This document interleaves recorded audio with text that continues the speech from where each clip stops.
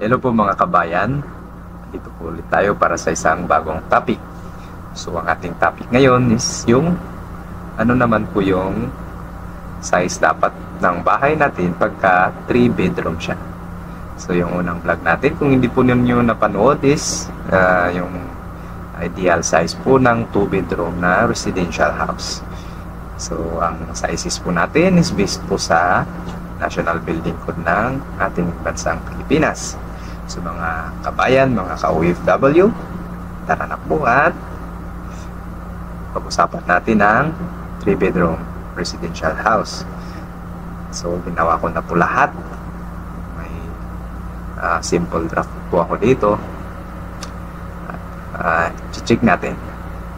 Hindi ko na po in-specify yung master bedroom dito kasi simpleng bahay lang sa hindi yung pang sosyalan na design. So, kikita nyo yung kitchen natin is yung mga simpleng kitchen lang. And then, toilet and bowl. Wala tayong bathtub. So, 3 bedroom. Isang toilet and bowl with shower. And, yung kitchen with dining area with living room. Now, yung kinalabasan, so ang outside to outside dimension dapat ng bahay nyo, yung lapad niya is 5.45 meter. Naka-millimeter po tayo dito, kaya naganyan po yung units natin. And sa haba naman niya, outside to outside dimension, yung finish po niya is 8.95 meter dapat. So, bakit tayo nakapag-arrive sa ganong size?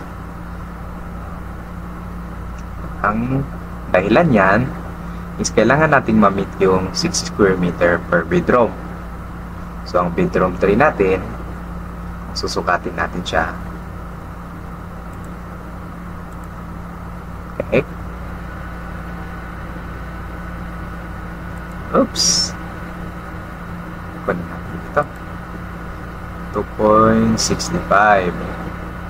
Yung haba, ang lapad naman is 2.35. So kung i-multiply mo yun, nasa 6 point something, halos almost 6 square meter na po yun. Yun na po yung minimum na size ng bedroom natin sa National Building Code. Kailangan natin i-meet yun. Pagpababa sa minimum, hindi siya advisable. Sa bedroom 1, may irregular shape. So kung sasukatin natin yung haba, 3 meter siya. Sa lapad is 2.45, pero may bawas dito. So mga 6 point something din po yan. Hindi, may din po yan. Pero hindi po siya ganong kalakihan, no? So minimize pa rin yung space natin. Then sa bedroom 2, halos pareho lang din, 2.45 meter by 3 meter. So may bawas pa yan kasi yung axis natin dadaanan papasok, kaya natapyasan pa yung area na ito. So ayan, mga 6 point something din siguro. Okay, yung living room natin, walang naka-specify dun sa National Building Code natin. Pero kailangan nating lagyan siya ng furnitures na naka-standard sizes. At saka yung with table, at saka syempre yung mga lahat ng furnitures na kailangan ipasok. So, pinagkasya natin yan, pati yung mga dining tables. So, ilagay yung stick muna.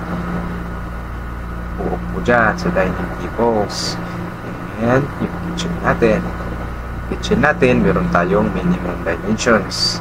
So, ang minimum dapat ng kitchen natin, dapat may 3 square meter ka. So, dapat yung lapad niyan 1.5 meter. Check natin to.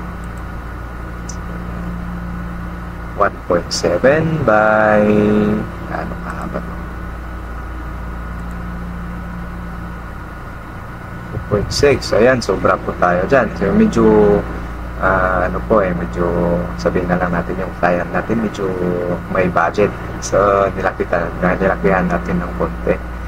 So, ayan po mga mamshis, mga daddies, kung gusto pong magpatayo dyan ng bahay, lang po sa ating mga OFW, halos mga ganyan yung natin yung mga pangarap natin na magkaroon ng sariling bahay, lalo na tayong mga Pilipino na madaming walang bahay sa atin, nangungupahan na lang. So,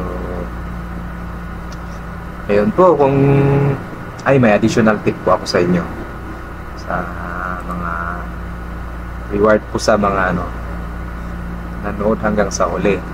So, kung gusto nyo naman ng 2-story buildings, punta po natin sa divisions. Meron po tayo kasi minimum na size ng height ng ceiling. So, kung makikita nyo, yung first floor ceiling mo dapat, kung balak mong magpatayo ng 2-story building, o kahit single story man lang din, is dapat 2.7 yung finished ceiling mo. Ibig sabihin, mula sa floor finish mo hanggang dito sa ceiling finish mo is dapat may clearance height ka na 2.7 meter. Bakit po? I-require po yan ng National Building Code.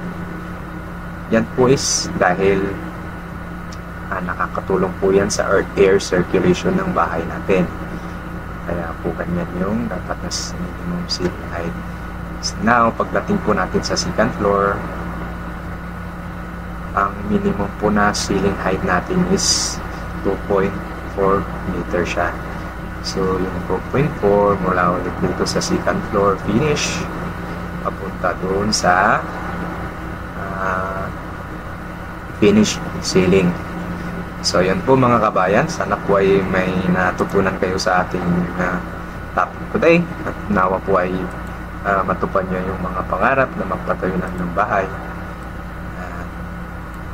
Ako po si Engineer Austin. Nagsasabi pong seek ye first the kingdom of God, and all these things shall be added unto you. So, lahat po na yan, mga desire natin sa buhay, makakamtan natin kung magsisik lang tayo. Seek ye first. So, maraming salamat po sa panonood, and see you sa another vlog. Thank you.